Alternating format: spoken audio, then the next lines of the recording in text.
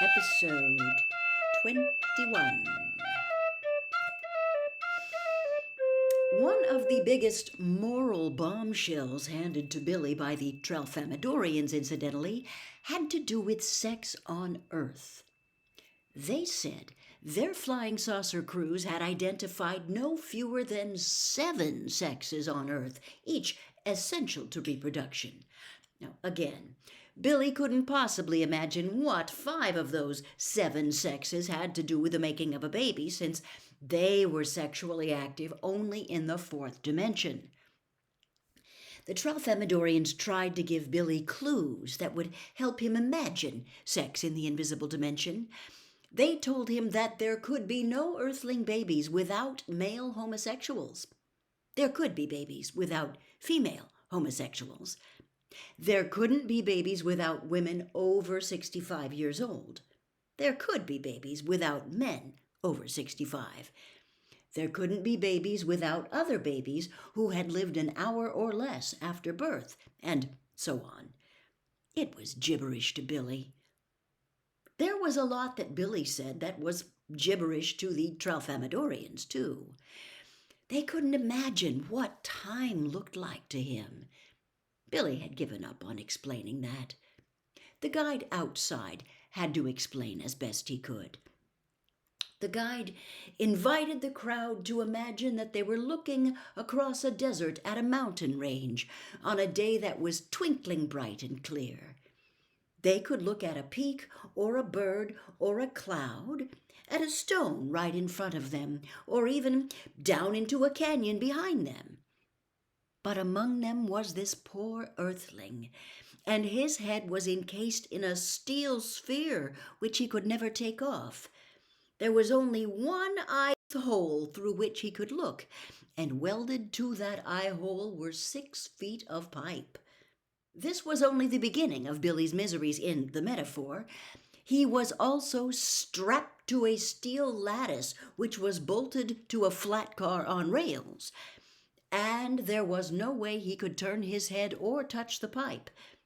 The far end of the pipe rested on a bipod which was also bolted to the flat car. All Billy could see was the dot at the end of the pipe. He didn't know he was on a flat car, didn't even know there was anything peculiar about his situation.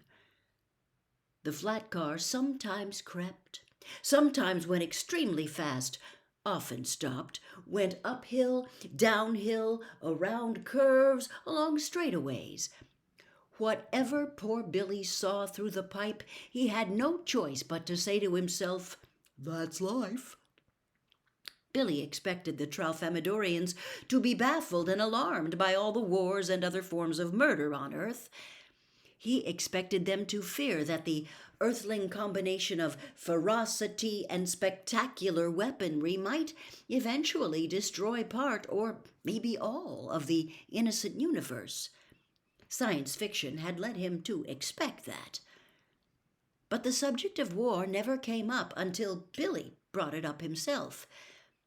Somebody in the zoo crowd asked him through the lecturer what the most valuable thing he had learned on Tralfamador was so far, and Billy replied, "How the inhabitants of a whole planet can live in peace. I, as you know, am from a planet that has been engaged in senseless slaughter since the beginning of time. I myself have seen the bodies of schoolgirls who were boiled alive in a water tower by my own countrymen, who were proud of fighting pure evil at the time." This was true. Billy saw the boiled bodies in Dresden. "And I have lit my way in prison at night with candles from the fat of human beings who were butchered by the brothers and fathers of those schoolgirls who were boiled. Earthlings must be the terrors of the universe. If other planets aren't now in danger from Earth, they soon will be. So tell me the secret so I can take it back to Earth and save us all. How can a planet live at peace?" Billy felt that he had spoken soaringly. He was baffled when he saw the Tralfamadorians close their little hands on their eyes. He knew from past experience what this meant. he was being stupid. Would you mind telling me, he said to the guide, much deflated, what was so stupid about that? We know how the universe ends, said the guide, and Earth has nothing to do with it, except that it gets wiped out too. How does the universe end? Said Billy. We blow it up, experimenting with new fuels for our flying saucers. A Tralfamadorian test pilot presses a starter button and the whole universe disappears. So it goes. If you know this, said Billy, isn't there some way you can prevent it? Can't you keep the pilot from pressing the button? He has always pressed it, and he always will. We always let him, and we always will let him. The moment is structured that way. So, said Billy, gropingly, I suppose that the idea of preventing war on Earth is stupid too? Of course. But you do have a peaceful planet here. Today we do. On other days we have wars as horrible as any you've ever seen or read about. There isn't anything we can do about them, so we simply don't look at them. We ignore them. We spend eternity looking at pleasant moments like today at the zoo. Isn't this a nice moment? Yes. That's one thing Earthlings might learn to do if they tried hard enough. Ignore the awful times and concentrate on the good ones. Said Billy Pilgrim.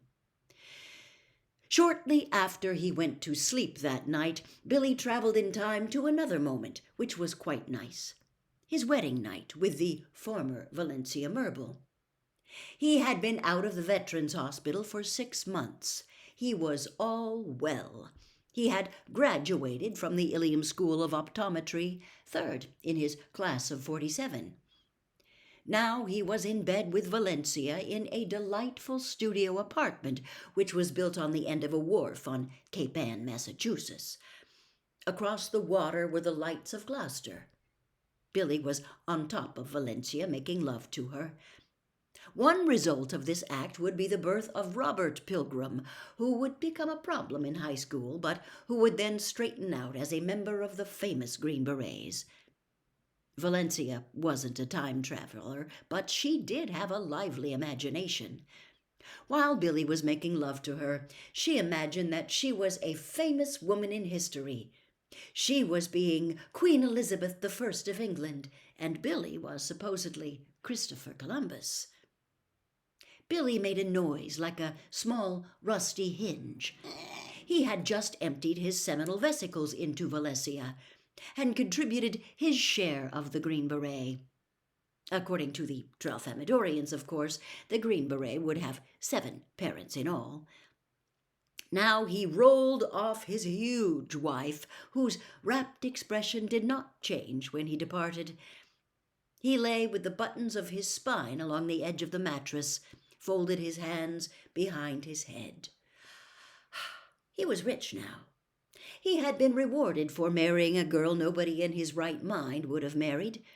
His father-in-law had given him a new Buick Roadmaster, an all-electric home, and had made him the manager of his most prosperous office, his Ilium office, where Billy could expect to make at least $30,000 a year. That was good. His father had been only a barber, and his mother said, "The Pilgrims are coming up in the world." A honeymoon was taking place in the bittersweet mysteries of Indian summer in New England. The lovers' apartment had one romantic wall which was all French doors. They opened onto a balcony and the oily harbor beyond. A green and orange dragger, black in the night, grumbled and drummed past their balcony, not 30 feet from their wedding bed. It was going to sea with only its running lights on. Its empty holds were resonant, making the song of the engines rich and loud. The wharf began to sing the same song, and then the honeymooners' headboard sang too, and it continued to sing long after the dragger was gone.